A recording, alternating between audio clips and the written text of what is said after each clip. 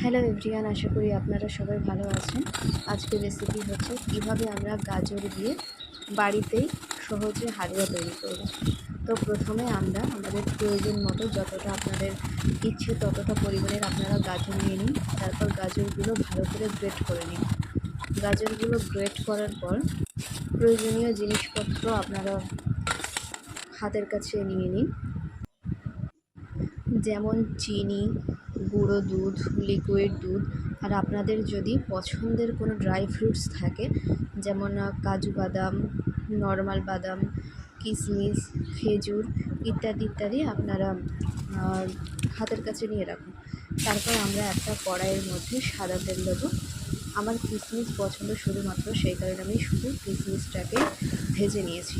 আপনাদের পছন্দের যে কোনো ড্রাই ফ্রুট যাই কিছুই আপনারা পছন্দ করেন না কেন, কড়াইয়ের মধ্যে তেল দিয়ে ভালো করে নাড়াচাড়া করে নেবেন। এখানে যদি আপনি সাদা তেলের বদলে যদি আপনি ঘি ব্যবহার করেন তাহলে কিন্তু গন্ধটা আরও ভালো আসবে।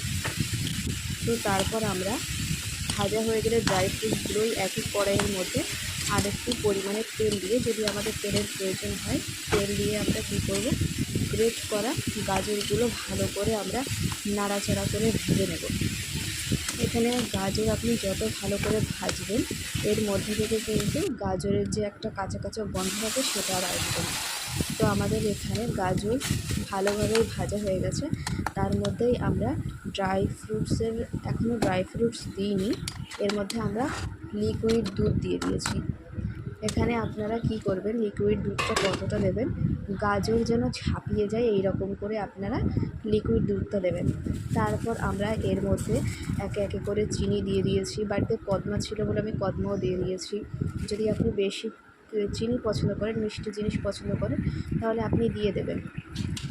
তারপর আমি এখানে ভেজে রাখা কিশমিশ দিয়ে দিয়েছি, এলাচের গুঁড়ো দিয়ে দিয়েছি। এলাচের গুঁড়োটা দিলে আর কি হয়, এখানে গাজরের ভেজে রাখার পরেও যদি ডাউট থাকতে পারে যে আমাদের কাঁচা কাঁচা গন্ধটা আসবে কি না, এলাচের গুঁড়োটা দিলে আর কি স্বাদটা ভালো হয়, এটা আপনারা জানেন।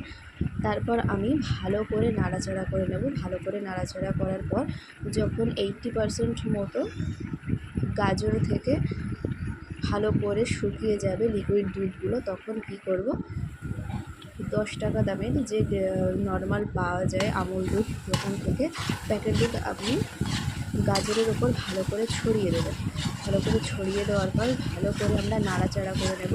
এবং যখন গাজর থেকে একদম পুরো 95% মতো লিকুইড দুধটা শুকিয়ে যাবে, তার মধ্যে আমরা আগে থাকতে গাওয়া ঘি দিয়ে দেবো।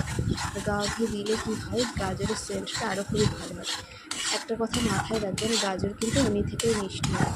তো আপনাদের যদি কোনো সমস্যা থাকে বা যদি কারোর সুগারের কোনো সমস্যা থাকে, তাহলে কিন্তু আপনি এখানে সামান্য পরিমাণের চিনি ব্যবহার করবেন আপনাদের পছন্দ মতো। আপনি এখানে চিনি ছাড়াও কদমা ব্যবহার করতে পারেন।